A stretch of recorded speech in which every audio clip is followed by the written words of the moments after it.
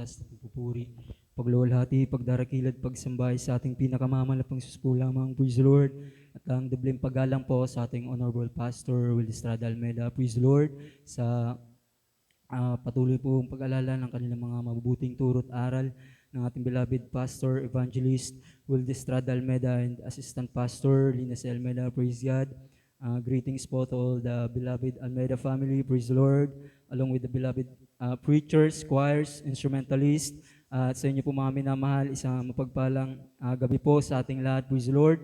Na nais ko lang pong muling pasalamatan nating pinakamamalapang Sus mga minamahal. Praise the Lord sa lahat ng kabutihan pinagkalob na ating dakilang Diyos sa aking buhay, mga minamahal, sa mga pag-iingat po na ating pinakamamalapang Sus, sa kagalingan po ng mga sakit karamdaman. Praise the Lord.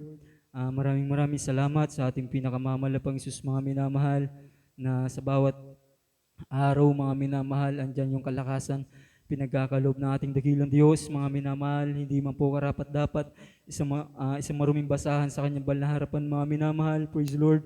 Ngunit andyan lagi yung dakilang kahabagan na ating pinakamamahal na Panginoon, mga minamahal. Kaya labis-labis sa aking pagpupuri, pagpapasalamat sa ating pinakamamahal na Panginoon. Praise the Lord. Pinapasalamatan ko po ating pinakamamahal na Panginoon sa mga pag-iingat ng ating dakilang Diyos, mga minamahal, na ilang beses na po ang pinag-agatan ng mahal na Panginoon sa mga disgrasya, mga minamahal. Praise the Lord. Tunay na nung tayo mga minamahal na papunta po ako ng eskwelahan, mga minamahal. Praise the Lord. Nagmamadali ako, mga minamahal. Praise the Lord. Ando na late na po ako, mga minamahal, dahil sa naghahabol po ng oras. Medyo matulin po yung patakbo, mga minamahal. Praise the Lord. Andun, mga minamahal, sa crossing, mga minamahal. Pagdating ko sa may crossing, mga minamahal, isang matulin din pong motor rumaraga sa mga minamahal. Talaga nagkasalubong po kami sa gitna ng crossing, mga minamahal. Praise the Lord.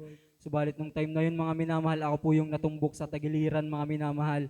Subalit salamat sa ating dakilang Diyos, mga minamahal, kasi pares po kami nakapag full stop, mga minamahal, na hindi po ako nabundol ng motor na yun, mga minamahal.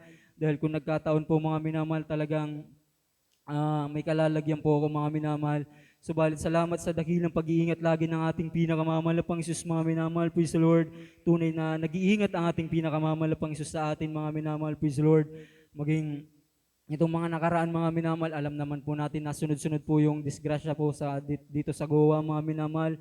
Praise the Lord. Pinapasalamatan ko rin po ang pag-iingat ng mahal na Panginoon sa aking beloved kapatid, mga minamahal. Nung papunta siya sa San Rafael, mga minamahal, maghahatid ng mga estudyante po, mga minamahal. Tunay na disgrasya po sila, mga minamahal.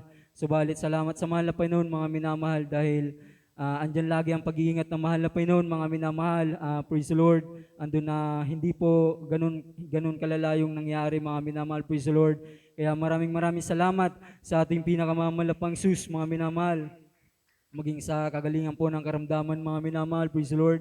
Lagi pong pinapasalamatan sa ating pinakamamalapang Sus, yung kagalingan pong pinagkaloob ng ating dakilang Diyos, mga minamahal, sa akin nung ako tinamaan ng karamdamang dengue, mga minamahal. Praise the Lord. Alam naman po natin na yung karamdamang dengue po, mga minamahal, marami na pong nangamatay dyan, mga minamahal. Subalit salamat sa ating pinakamamalapang Sus, mga minamahal, sa pamamagitan lamang po ng pagsisisi at panampalataya sa ating pinakamamalapang Isus.